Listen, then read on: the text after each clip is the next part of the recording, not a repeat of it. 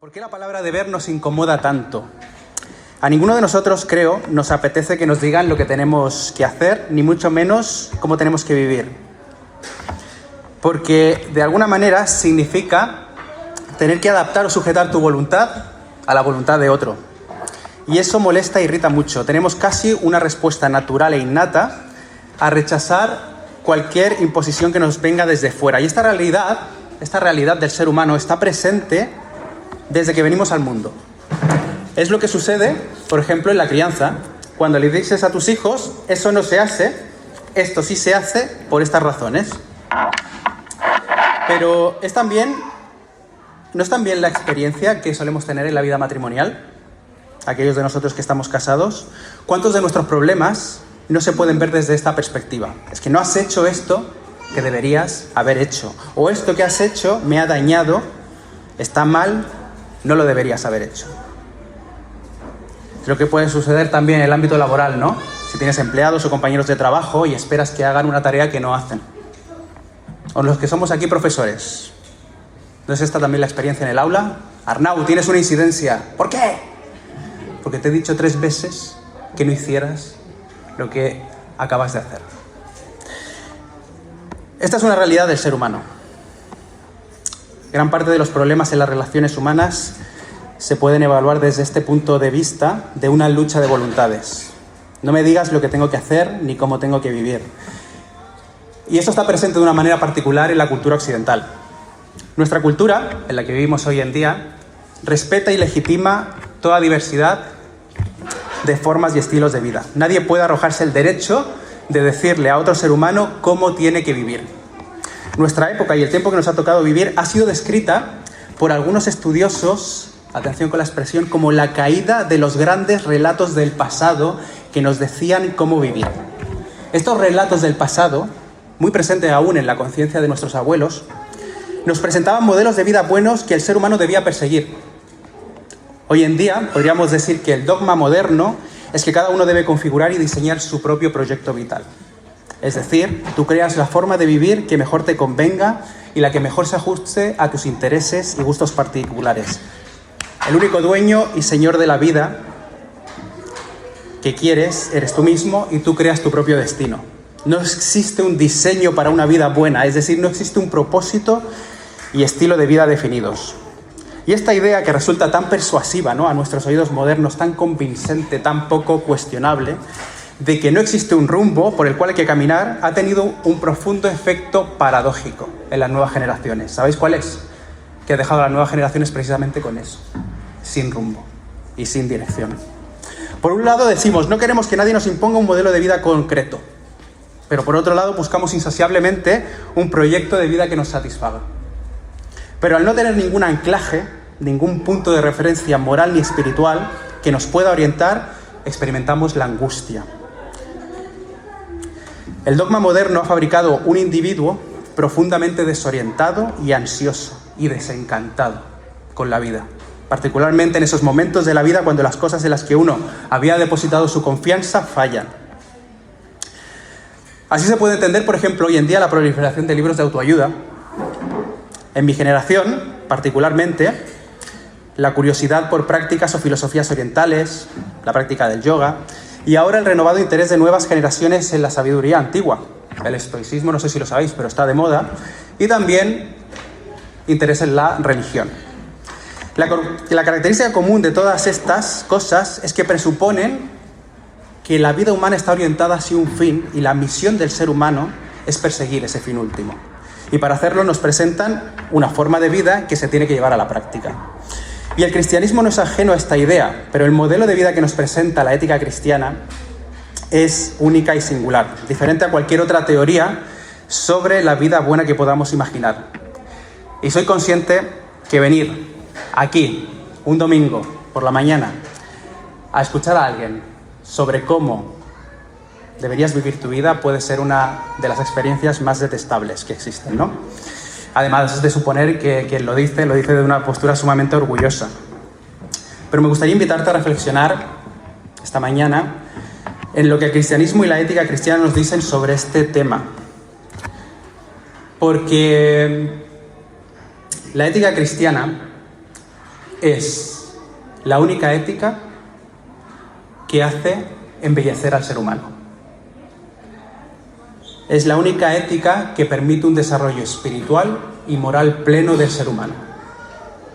Y cuando ese ser humano vive de acuerdo a ese modo de vida, su comunidad es impactada también. Además de que la ética cristiana es la que configuró todo el mundo occidental. Así que muchos de los valores y derechos que defendemos hoy en día, particularmente los más desfavorecidos, tienen su raíz en la ética cristiana, aunque no confesemos el cristianismo.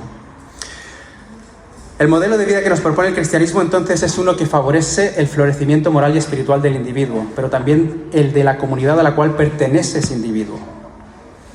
Existe una correcta manera de vivir que reordena las prioridades del ser humano hacia Dios y hacia los demás. Y nuestro texto habla precisamente de eso hoy, de instrucción cristiana. En términos actuales, de discipulado cristiano, si nos queremos entender, ¿vale? Este texto es una descripción sobre la vida cristiana y cómo ésta opera y funciona en la práctica. Vida espiritual, ética cristiana, formación espiritual, son distintas maneras de expresar esta misma idea de la vida con Dios. Así que mucho se puede hablar acerca de la vida espiritual, pero centrándonos en este pasaje me gustaría que nos concentráramos en tres maneras en las que Pablo aquí describe la vida cristiana, la vida con Dios. En primer lugar, que es una vida diferente. En segundo lugar, que nace desde un mensaje diferente. Y en tercer lugar, que se manifiesta en unos hábitos diferentes. Y utilizo la palabra diferente porque, si habéis podido leer más o menos con atención este pasaje, en cada uno de estos puntos, Pablo contrasta la vida con Dios con otros aspectos de la vida sin Dios. Utiliza este recurso pedagógico del contraste para describir la vida cristiana. Así que, en primer lugar, una vida diferente. Versículos 17 al 19. Esto pues digo y requiero en el Señor, que ya no andéis como los otros gentiles, que andan en la vanidad de su mente, teniendo el entendimiento entenebrecido, ajenos de la vida de Dios, por la ignorancia que en ellos hay, dureza del corazón, pérdida de toda sensibilidad, lascivia, impureza. Menudo cuadro, ¿no? Nos presenta aquí Pablo. Y antes de entrar en materia, me gustaría deciros que la vida espiritual es una necesidad para aquellos que confesamos la fe cristiana. Es una necesidad. Una vez hemos oído el Evangelio, el mensaje de Jesús, y hemos creído en él, la Biblia dice que nos convertimos en cristianos, y eso significa que somos hechos hijos de Dios, adoptados en la familia de Dios. ¿Pero qué viene después? ¿Acaso se espera algo de nosotros? Y sí, lo que se espera es que ese nuevo converso responda a la gracia de Dios con una vida consagrada. El cristianismo nos asegura que no puede ser de otra manera, porque lo que una conversión auténtica produce es un corazón renovado, transformado, cambiado. Y la consecuencia natural de esa transformación vital es la búsqueda de Dios y el deseo de querer agradarle. Pablo resume bien esta idea sobre las consecuencias que tiene la salvación en nuestra vida en esta misma epístola, Efesios 2:10, que dice: porque somos hechura suya, creados en Cristo Jesús para buenas obras, las cuales Dios preparó de antemano para que anduviésemos en ellas. Entonces, es una necesidad, ¿sí? Vemos en este pasaje la metáfora que utiliza Pablo para hablar de un estilo de vida es una bien conocida, la expresión andar. Que quiere decir que la vida es una especie de camino, de ruta, por el cual uno transita. Y esta imagen está muy presente en el imaginario judío. Resume bien lo que significa una vida de fidelidad a Dios. En el Antiguo Testamento abundan las expresiones de Enoc. De Enoc solo se nos dice que caminó con Dios. Se describe a Noé como varón justo, perfecto en sus generaciones y que con Dios caminó Noé. Génesis 6:9. Pero además de referirse a un comportamiento y estilo de vida particular, andar es también un llamado de parte de Dios a sus elegidos. Anda delante de mí y sé perfecto, es el llamado a Abraham. Y el llamado a Israel antes de entrar en la tierra prometida es: guardarás pues los mandamientos del Señor tu Dios, andando en sus caminos y temiéndole. Es lo que se le ordena a Israel antes de tomar posesión de la tierra prometida. Y este llamado se extiende ahora también a los cristianos. Así que lo primero que nos señala Pablo sobre la vida con Dios, esta vida nueva, es que se trata de una vida distinta. Ya no andéis como los otros gentiles. Y distinta en el sentido que contrasta con otras formas y estilos de vida promovidos por la cultura en la que el pueblo de Dios está inmerso. Cuando nos hacemos cristianos somos llamados a ser diferentes a los estilos de vida de la cultura predominante, a adoptar una cosmovisión radicalmente distinta en la que toda la realidad orbita en torno a Dios. Y este llamado a ser diferentes tiene un antecedente en el antiguo Israel. Cuando Dios saca a Israel de Egipto, le redime y le da nuevas leyes y le ordena vivir según esas leyes y no bajo el modelo de vida de los egipcios. Pero los cristianos a veces hemos entendido mal este orden. No andar como los otros gentiles y otras similares, como no conformarse a este siglo, salir del mundo, no seáis partícipes con ellos. Creo que las hemos entendido a veces mal. Las hemos entendido mal ya desde el primer siglo, porque no significa recluirse en un convento. Ser diferente a los demás, salir del mundo, no significa recluirse en un convento, no es una huida del mundo. Y Pablo tiene que corregir esto ya desde el principio, este malentendido. Estas palabras fueron interpretadas por algunos como una huida del mundo y una negativa a participar en cualquiera de las formas de la vida cultural. Y no es eso lo que está diciendo Pablo aquí. Por eso, él mismo tiene que corregir a la iglesia en Corinto y decirle que el propósito de Dios no es sacarlos del mundo, sino todo lo contrario, que deben estar presentes en la cultura para ser sal y luz del mundo. Cuando decimos ya no andar más como los gentiles, tampoco podemos decirlo desde la superioridad moral, que se puede entender así a veces. Vivir de una manera diferente a los demás no significa que seamos superiores moralmente. No somos mejores que nadie. De hecho, cada domingo, y como acabamos de hacer aquí, confesamos las muchas maneras en que durante la semana hemos quebrantado la ley de Dios.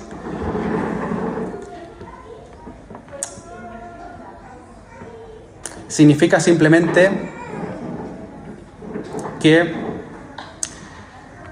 quebrantamos esa ley y esperamos de Dios gracia y misericordia. La razón que nos da el apóstol Pablo para ya no andar más como los gentiles es una radiografía de la vida sin Dios. Pablo nos da un porqué, el apóstol busca razonar con nosotros, nos da un motivo. Y lo que presenta es una descripción de la condición moral y espiritual del ser humano sin Dios. Y aquí aparecen tres elementos que acabamos de leer: un corazón endurecido, una mente oscurecida y una voluntad movida por deseos. En la Biblia, el corazón es el centro espiritual del ser humano, el lugar en el cual reside su personalidad, sus afectos más íntimos, aquello que ama. O como diría Keller, me gusta esta expresión, el lugar donde residen nuestros compromisos más fundamentales. Eso es el corazón. Y la Biblia lo presenta aquí como endurecido. Es decir, que todo nuestro ser interno se vuelve insensible a Dios.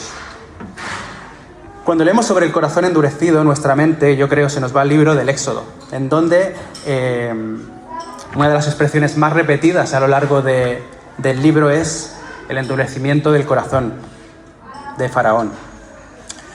El corazón de Faraón se fue endureciendo progresivamente ante la negativa de liberar al pueblo de Israel. Y allí vemos que en este endurecimiento actúan dos actores. Dios participa en el endurecimiento de Faraón y Faraón también participa en su propio endurecimiento. En Romanos 1, Pablo acentúa el endurecimiento que viene de parte de Dios. como muestra de su juicio a una humanidad que le ha abandonado. Pero aquí en Efesios, en nuestro texto, Pablo acentúa que es el propio ser humano, sin Dios, el que también decide endurecerse. Y esta es una realidad que describe a todo el género humano y que incluso puede estar presente en la familia de Dios. Israel, la iglesia, Israel de hecho se endureció. ¿Y la iglesia y los apóstoles? ¿Por qué los apóstoles no entendieron al principio muchas de las obras de Jesús? Se lo dice Cristo mismo, cuando discutían acerca del pan. Y entendiéndolo Jesús, nos dice Marco, les dijo: ¿qué discutís? ¿Por qué no tenéis pan? ¿No entendéis ni comprendéis? ¿Aún tenéis endurecido vuestro corazón? Teniendo ojos no veis y teniendo oídos no oís y no recordáis. Así que esta es una realidad a la cual la Iglesia no es inmune. Este corazón endurecido lleva a una mente entenebrecida. Una de las facultades más excelentes del ser humano, su mente, nuestra mente, se oscurece. Pero esto no significa necesariamente caer en la irracionalidad o incluso en llegar a alcanzar verdades acerca de Dios. A veces los protestantes hemos acentuado demasiado aquí la depravación del ser humano. Pero no, una razón oscura no significa una mente incapaz de pensar racionalmente, incapaz de elaborar razonamientos e ideas coherentes desde un punto de vista lógico. Por eso encontramos fuera de nosotros, fuera de la Iglesia, científicos brillantes, matemáticos, premios Nobel. Gente que no necesariamente es cristiana. Ni siquiera significa, como hemos dicho, que el ser humano sin Dios sea incapaz de llegar a deducir algunas verdades sobre Dios. Pablo dice en Romanos 1 que Dios, por medio de la creación, no se ha dejado sin testimonio. De manera que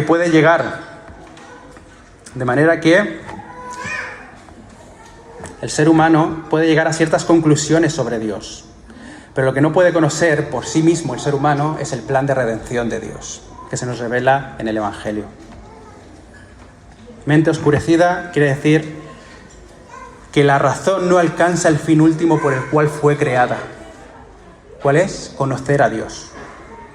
Y como yerra en ese objetivo fundamental, la razón se vuelve contra el propio hombre, produciéndole toda clase de pensamientos e ideas tergiversadas acerca de Dios y del ser humano mismo, acerca de él mismo. Todos los pensamientos, todos los sistemas de pensamiento que el ser humano levanta y ha levantado a lo largo de la historia nacen de esa mente oscurecida que constantemente busca suprimir la verdad de Dios. Y estos pensamientos acaban por condicionar la voluntad. Ya también aparece aquí, la voluntad del ser humano. La condiciona toda clase de deseos. Esta voluntad distorsionada se expresa en un mal uso del cuerpo, porque entonces el cuerpo se convierte en un instrumento para satisfacer toda clase de deseos. Se entregaron a la lascivia para cometer con avidez toda clase de impureza. Y el resultado de todo esto, el conjunto de toda esta descripción, es por supuesto un estilo de vida particular, un estilo de vida alejado de Dios, que es a lo que Pablo dice a los cristianos: no ese es el camino, no es esa la vida que Dios quiere para nosotros. La radiografía de Pablo es que corazón, mente y voluntad están desintegrados en el ser humano sin Dios. Y luego veremos que el Evangelio precisamente lo que logra es una restauración de esas facultades, una integración de mente, corazón y voluntad. Porque Pablo nos llamará a utilizar nuestra mente y nos llamará también a ejecutar nuestra voluntad de cierta manera.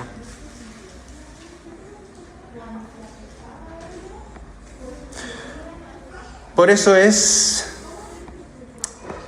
que toda esta descripción debiera producir una humildad particular en nosotros, una humildad ante Dios y los demás. Te hiero mucho si te digo que en un momento de tu vida esta era también la descripción que la Biblia hace de ti, antes de venir a la fe en Jesús. Amábamos, pensábamos y decidíamos de manera contraria a Dios. Fijaos qué explícito es Pablo con esto, en esta misma carta, capítulo 2, versículo 1. Y Él os dio vida a vosotros cuando estabais muertos en vuestros delitos y pecados, en los cuales anduvisteis en otro tiempo, siguiendo la corriente de este mundo, entre los cuales también todos nosotros vivimos en otro tiempo. Y si no fuera suficiente, haciendo la voluntad de la carne y de los pensamientos, y éramos por naturaleza hijos de ira, lo mismo que los demás. Lo mismo que los demás. Y Pablo destaca que fue la gracia del Señor la que hizo absolutamente todo para nuestra salvación, para que nadie se gloríe. Así que parece que es bueno recordarnos de qué condición nos sacó Dios. En nuestra relación con nuestro prójimo no creyente debemos recordar siempre esa antigua condición de la cual Dios nos rescató. ¿Cómo si no tendremos misericordia de Él? ¿Cómo podremos ser pacientes y amables con Él?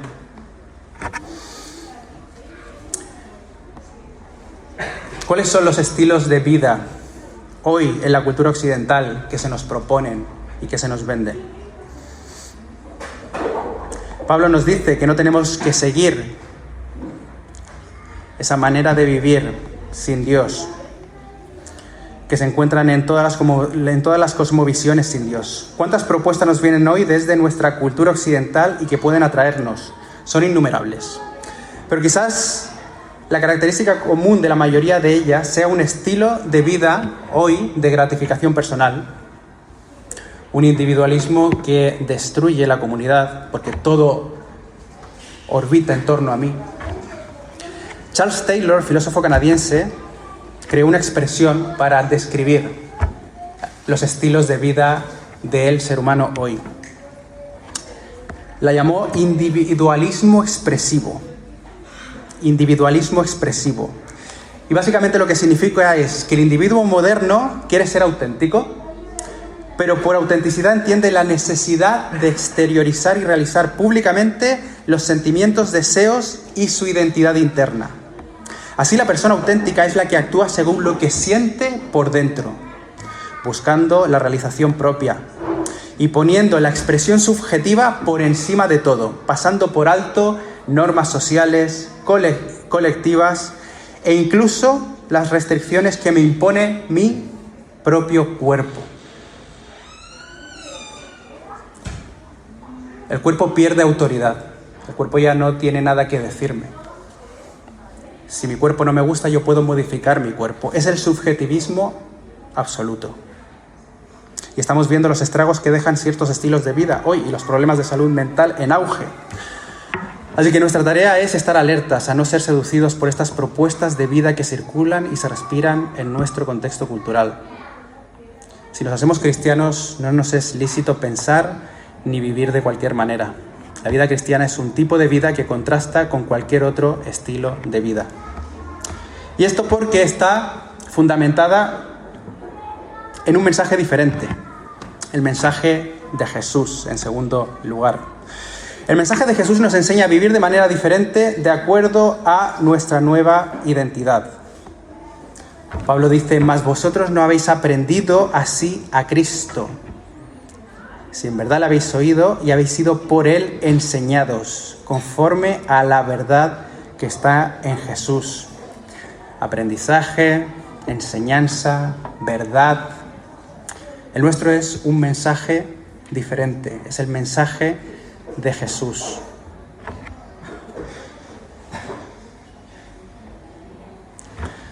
Es el mensaje de Jesús.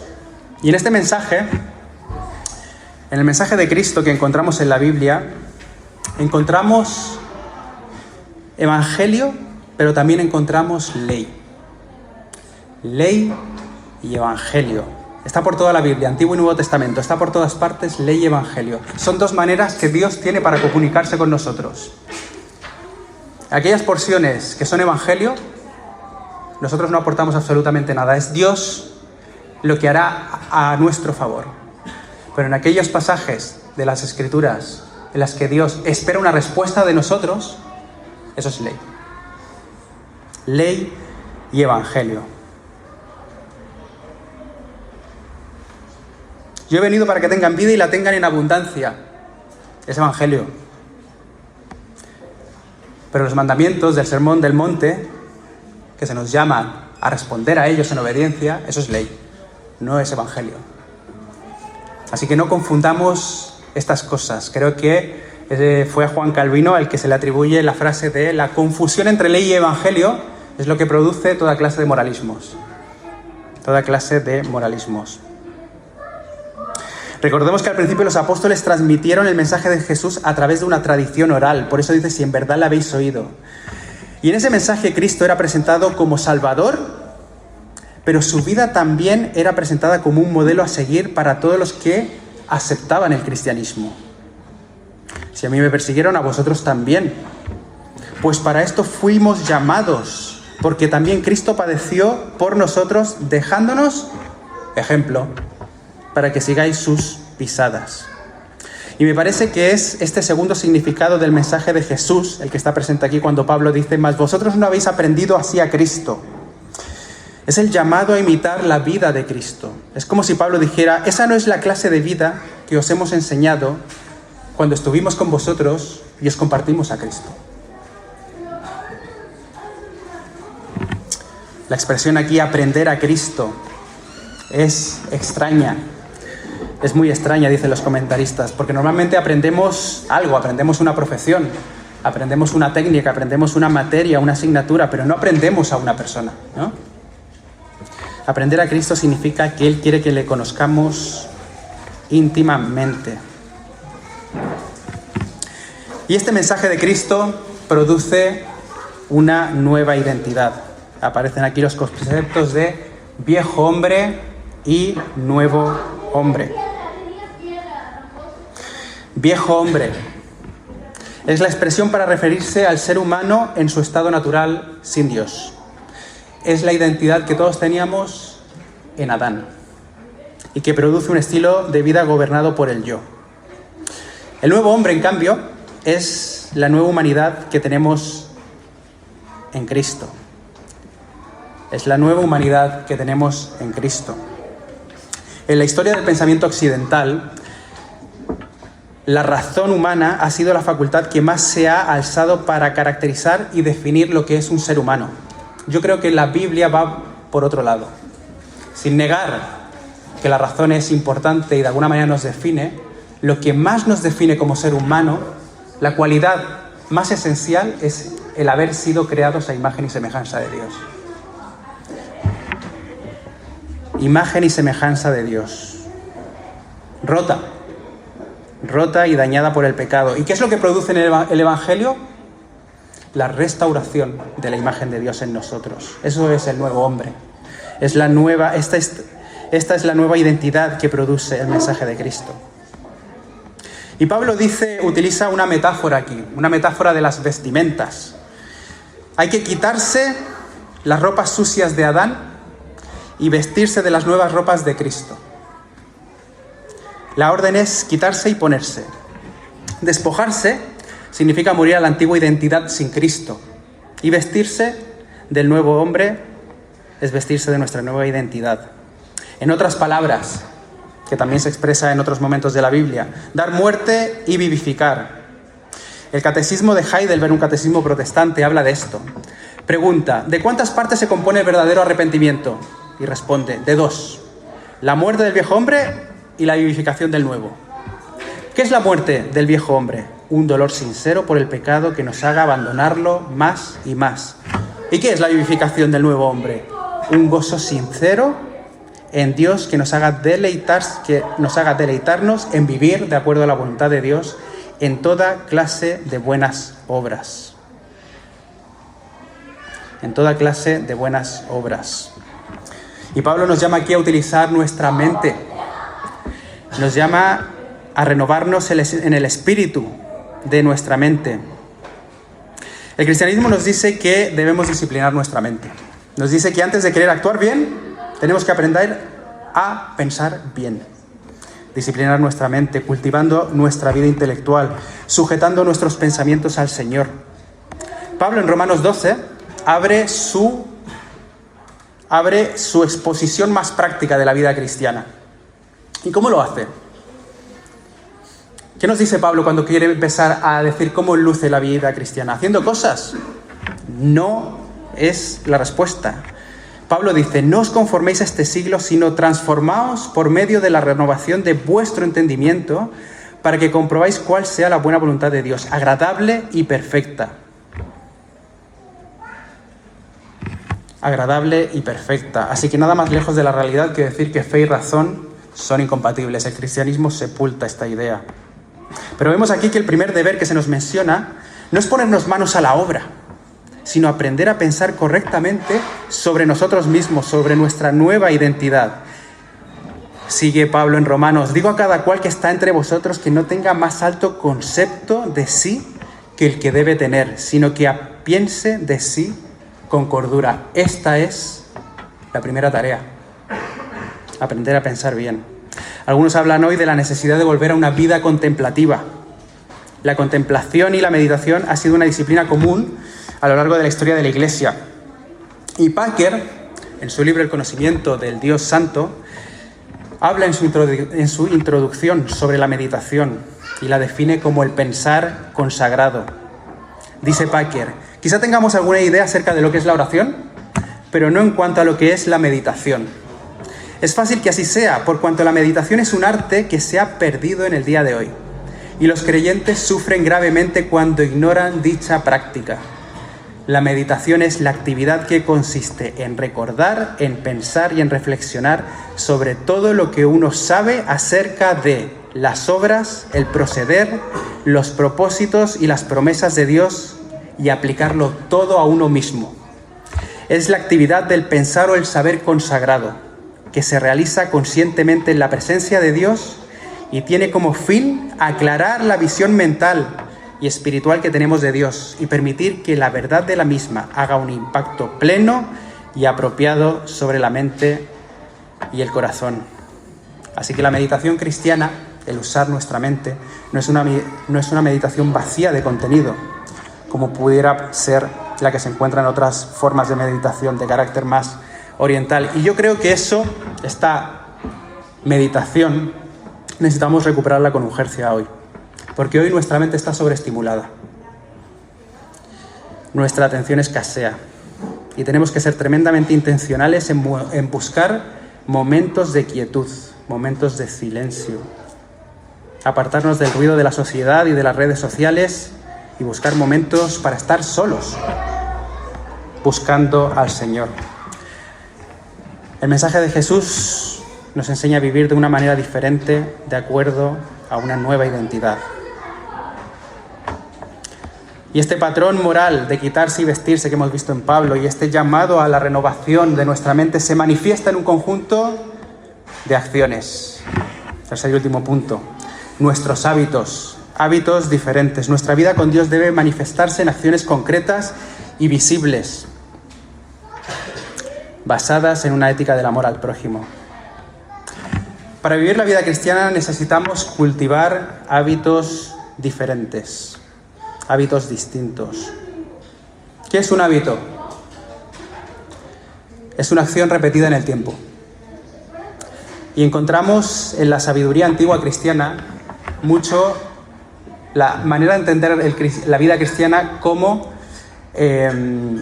virtudes. Debemos generar en nosotros virtudes. Y una virtud solo se puede generar a través de hábitos. Una acción repetida en el tiempo, de manera que se repite tanto esta acción que se incorpora a tu personalidad, creando un carácter nuevo.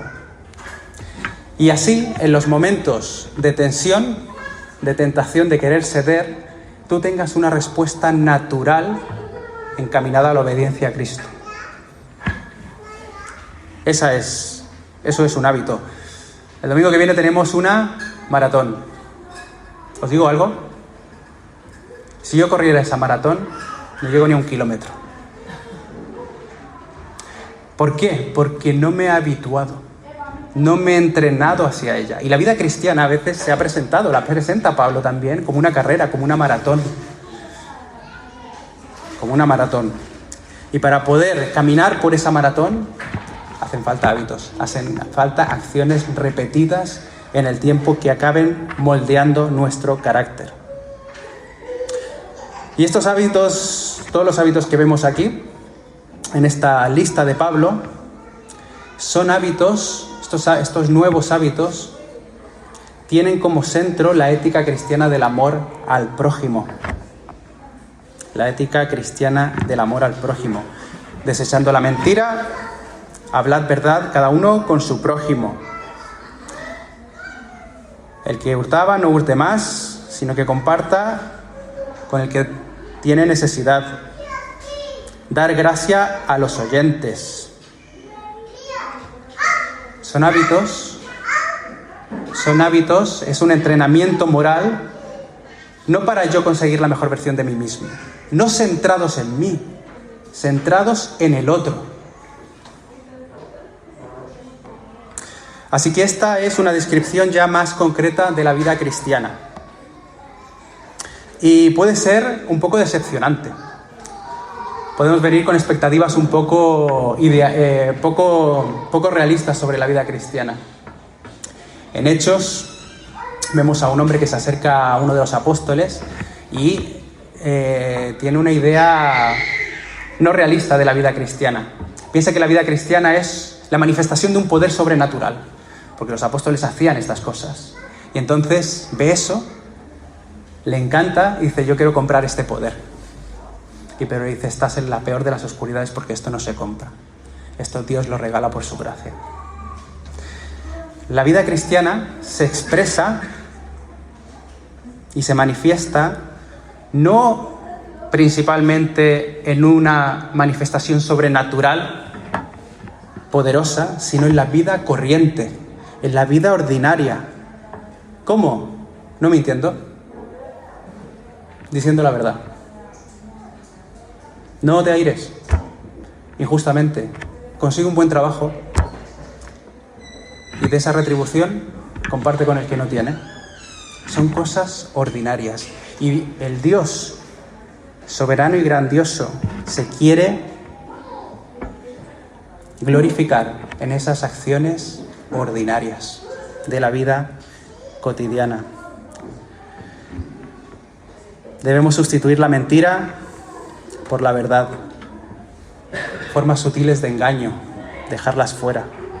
Debemos sustituir una ira injusta, mayoritariamente injusta, en nuestra ira, por una indignación lícita. Debemos sustituir el robo por un trabajo digno para tener oportunidad de ser generosos con el que sufre necesidad. Debemos sustituir un lenguaje vano por un lenguaje nuevo, por palabras que bendicen a los que nos escuchan. Y negarse a vivir en esa nueva realidad es lo que Pablo llama aquí contristar al Espíritu. Porque el Espíritu anhela profundamente producir esa vida con Dios en nosotros. Y debemos sustituir la vida emocional y verbal antigua. Quítense de vosotros toda amargura, enojo, ira, gritería y maledicencia y toda malicia, por una nueva vida emocional. ¿Cuál es? Sed benignos, sed misericordiosos, ser compasivos, querer perdonar. Querer perdonar. Y nuestro texto acaba con esta frase. Pablo